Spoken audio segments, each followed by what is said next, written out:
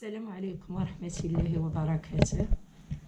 إخواتي، معكم اليوم وصفة بيتي.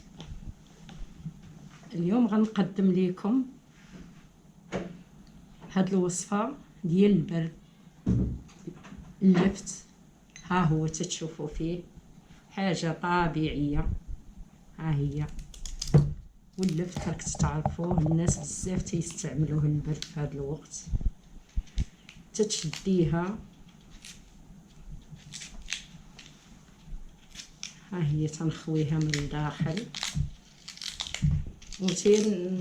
كاين اللي تيستعمل فيها السكر، حبيبات، ولكن كاين الناس اللي عندهم طونسيون، عندهم السكر، عندهم السمنه، ما تيبغيوش الحلاوه ديال السكر.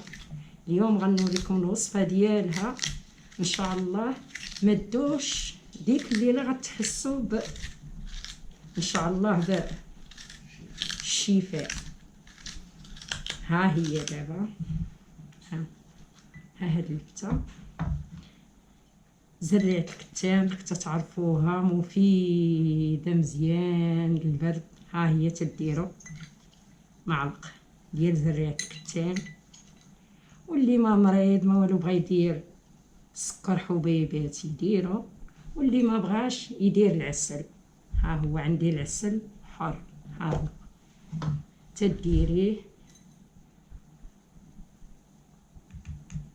ها هي معلقه د العسل،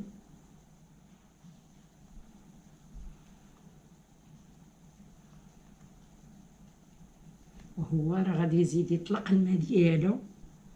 وفي الليل ملي تبغيو تنعسو تشربوه شويه، في الصباح تمشي. ما دوش 3 ايام ان شاء الله حتى تيتشافى الواحد باذن الله. ها هو غير اللفت، ما كاين حتى شي حاجه اللي زايده على هاد مكونات طبيعيين، وما فيهم لا تكلف لا والو. ها هي، ها هما شوفوهم معايا وجربوهم. انا تنطلب منكم تجربوهم. ها هي. السلام عليكم ورحمة الله وبركاته.